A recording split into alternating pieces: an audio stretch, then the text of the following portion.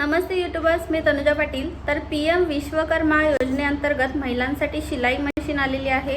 तर ही शिलाई मशीन जी आहे तुम्हाला घेण्यासाठी गव्हर्नमेंटकडून 15,000 रुपये मिळतात। तसेच तुम्हाला त्यामध्ये जर व्यवसाय करायची इच्छा असेल तर व्यवसायासाठी 1 लाखापर्यंत गव्हर्नमेंट आपल्याला मदत करणार आहे। तर 1 लाख रुपये जे आहे ते 5% व्याजदरानुसार आपल्याला मिळणार आहेत। तर आपल्याला इच्छुक असणार तुम्हाला जर तो फॉर्म भरायचा असेल तर जवळच्या CSC सेंटरमध्ये तसेच आपले सरकार सेवा केंद्र जिथे असेल तिथे जाऊन तुम्ही हा फॉर्म भरू शकताय। तर त्याचे डिटेल्स जे आहे जी माहिती आपण पूर्णपणे सविस्तर पाहणार आहोत। कशा पद्धतीने फॉर्म भरलं जातं, कशा पद्धतीने त्याचं अप्रूव्हल आहे। फॉर्म भरल्यानंतर तुम्हाला 15 दिवसाचं जे ट्रेनिंग पिरियड आहे ते ट्रेनिंग देण्यात येणार आहे। ट्रेनिंग पिरियडमध्ये तुम्हाला ते टूल किट घेण्यासाठी म्हणजे जे मशिनरीज घेण्यासाठी तुम्हाला 15,000 रुपये दिले जातात। त्यानंतरची प्रोसेस जी आहे ती पुढे आपल्याला मिळणार आहे। तर कशा पद्धतीने फॉर्म भरायचा आहे ते आपण ह्या व्हिडिओमध्ये आता पाहणार आहोत। तुम्ही जर चॅनलवर नवीन आला आहात तर चॅनलला सबस्क्राईब करून ठेवा आणि जास्तीत जास्त शेअर करा, ठीक आहे। तर आपण व्हिडिओला आता सुरुवात करतोय। तर pmvishwakarma.government.in ह्या वेबसाईटवर आपल्याला यायचं आहे। या वेबसाईटची लिंक आपल्याला डिस्क्रिप्शन बॉक्समध्ये दिलेली आहे। या वेबसाईटवर आल्यानंतर ही माहिती तुम्हाला व्यवस्थितरित्या वाचून घ्यायची आहे। त्यानंतर राईट साईडला तुम्ही जर बघितलं लॉग इनचं ऑप्शन दिलं आहे, तर लॉग इनमध्ये जर तुम्ही CSC मधून अप्लाय करताय तर या ठिकाणी CSC रजिस्ट्रेशनवर क्लिक करायचं आहे। त्यानंतर रजिस्ट्रेशनमध्ये इथे काही ऑप्शन्स आलेले आहेत। तर फर्स्ट आपल्याला नोवर क्लिक करायचं आहे। त्यानंतर सेकंड ऑप्शन जो आलेला आहे तो सुद्धा नो करून कंटिन्यूवर क्लिक करायचं आहे। कंटिन्यूवर क्लिक केल्यानंतर ज्या महिलेचा आपण फॉर्म भरत आहोत, जी लेडीज आहे तिचा मोबाईल नंबर आणि तिचं आधार कार्ड नंबर आहे। तर मोबाईल नंबर जो आहे तो आधार कार्डला लिंक असायला हवा। लिंक असलेला नंबरच तुम्हाला इथे मेन्शन करायचा आहे। त्यानंतर कॅप्चा टाकून टिकमार्क करायचा आहे आणि कंटिन्यूवर क्लिक करायचं आहे। त्यानंतर आपल्या आधार कार्डचा जो नंबर लिंक आहे त्या नंबरवर एक OTP येणार। तो OTP जो आहे 6 डिजिटचा असणार आहे। तो OTP आपल्याला आधार व्हेरिफिकेशनमध्ये ॲड करून घ्यायचं आहे। त्यानंतर नंबर टाकल्यानंतर कंटिन्यू करायचं आहे। बघा, कंटिन्यूवर क्लिक केल्यानंतर जी महिला आहे तिचं बायोमेट्रिक घ्यायचं आहे। बायोमेट्रिक म्हणजे तिचं थंब ॲड करायचं आहे। तर जे काही तुमचं मंत्राचं डिव्हाइस वगैरे असेल त्या डिव्हाइसवर त्यांना थंब ठेवून ते कॅप्चर करायचं आहे। कॅप्चर झाल्यानंतर जे काही त्यांचं नाव आहे त्याचे डिटेल्स ते ऑटोमॅटिकली या ठिकाणी आपल्याला बघायला मिळणार। बघा, ह्या ठिकाणी जर आपण बघितलं तर आधारच्या थ्रूने त्यांचा जो डाटा आहे तो पूर्णपणे इथे ॲड झालेला आहे। त्यांचे name, father name, date of birth वगैरे हे आधारच्या नुसार अटॅच होतं। त्यानंतर त्यांचं मॅरिटल स्टेटस ॲड करून घ्यायचं आहे। मॅरिड असेल तर मॅरिड, अनमॅरिड असेल तर अनमॅरिड करायचं आहे। त्यानंतर कॅटेगरी म्हणजेच कोणत्या कॅटेगरीमध्ये म्हणजे SC ST OBC जे काही असेल ते कास्ट सिलेक्ट करायचे आहे। त्यानंतर दिव्यांगजन म्हणजे जर अपंगत्व असेल तर त्यांना यस करायचं आहे, यस, आणि नसेल तर नो करायचे। त्यानंतर जर यस केला आपण तर कुठल्या टाईपचं आहे ते सिलेक्ट करायचे। त्यानंतर are you doing business in same state, तुम्ही जर बिझनेस करणार आहेत आणि त्याच स्टेटमध्येच करणार असणार तर येस करायचं आहे।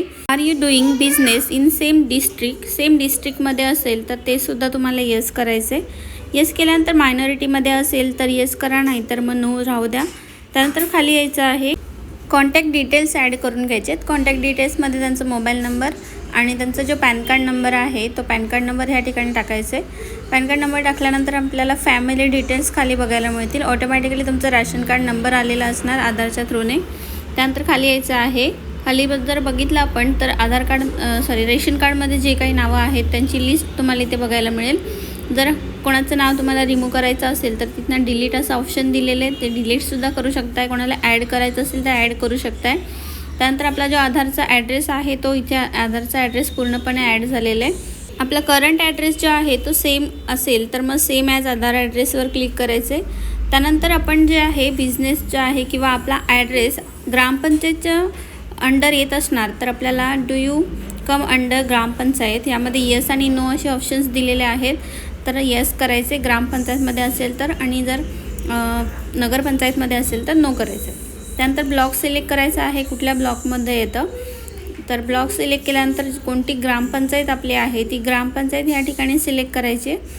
ग्रामपंचायत सिलेक्ट केल्यानंतर आपला प्रोफेशन ट्रेड जे आहे म्हणजे आपण आता टेलरिंगसाठी अप्लाय करतो आहे फॉर्म म्हणून ह्या ठिकाणी टेलरिंग सिलेक्ट करायचे।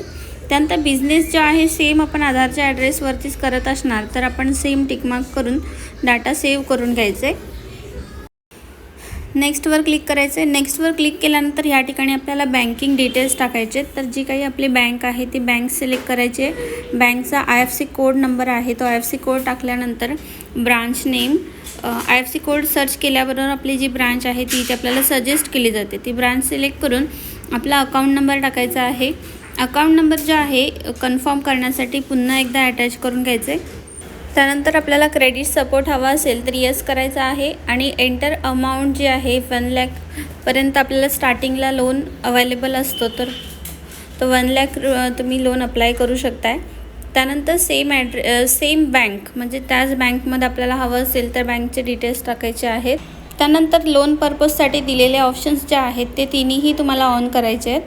त्यानंतर जे आउटस्टँडिंग अमाऊंट्स आहेत हे डिटेल्स तुम्हाला अटॅच करून तर नेक्स्टवर क्लिक करायचं आहे. नेक्स्टवर क्लिक केल्यानंतर आपल्याला ह्या ठिकाणी बघा स्किल ट्रेनिंग जे आहे 5 दिवसाची एक ट्रेनिंग असणार आहे ती बेसिक ट्रेनिंग आणि एक 15 दिवसाची ट्रेनिंग आहे त्यामध्ये ॲडव्हान्स असणार आहे.